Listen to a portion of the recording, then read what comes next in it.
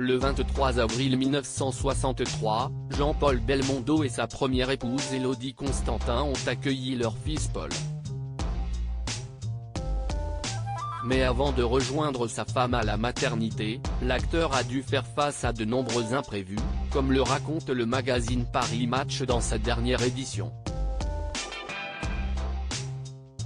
Décédé le 6 septembre 2021 à l'âge de 88 ans, Jean-Paul Belmondo a laissé derrière lui 4 enfants.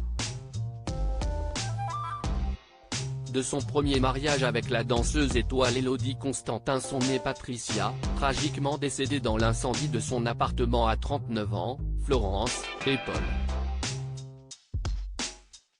À la suite de sa seconde union avec Nathy Tardivel, l'acteur a accueilli une petite fille prénommée Stella, alors qu'il avait 70 ans. Mais s'il y a une naissance qui a marqué la vie de Bébé, c'est bien celle de son fils unique, venu au monde le 23 avril 1963. Ce jour-là, le comédien a dû quitter précipitamment le tournage du film Peau de banane, qui se déroulait près de la place de l'Étoile, à Paris, car son épouse s'apprêtait à accoucher de leur troisième enfant et premier garçon.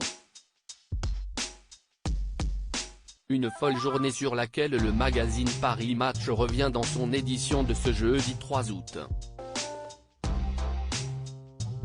Jean-Paul Belmondo témoin d'un accident sur le chemin de la maternité alors qu'il se rendait à la clinique du Belvédère, à Boulogne-Billancourt. Jean-Paul Belmondo a remarqué un groupe de personnes attroupées autour d'un homme à terre et ensanglanté à la suite d'un accident de voiture. De quoi lui remémorer un terrible souvenir. En 1960, l'acteur a perdu le contrôle de son véhicule sur le tournage de Moderato Cantabile. Un drame à la suite duquel le fils de Jeanne Moreau, qui était assis à ses côtés et avait seulement 11 ans, a passé 3 semaines dans le coma. Les accidents, ça me retourne, avait confié Bébel à Match. 23 ans plus tard et terrifié par la scène qui se déroulait sous ses yeux, Jean-Paul Belmondo a alors cru bon de s'adresser aux policiers présents sur place. Au lieu de faire votre constat, vous feriez mieux de le conduire dardard à l'hosto, leur a-t-il lancé. Mais les gardiens de la paix n'ont pas du tout apprécié sa remarque. Jean-Paul Belmondo en garde à vue alors que sa femme allait accoucher alors qu'il était attendu par son épouse à la maternité. Jean-Paul Belmondo a fini en garde à vue. À l'époque, il n'est pas encore le magnifique.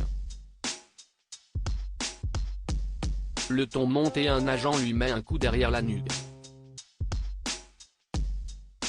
Chaos fourgon. Poste de police, raconte Paris Match. À sa sortie du commissariat de police et alors qu'il était très en retard, l'acteur a tout de même pris le temps d'aller acheter un bouquet de fleurs pour sa femme. Flamboyant et gentleman. Bébel dans toute sa splendeur, conclut le magazine au sujet de cette journée rocambolesque.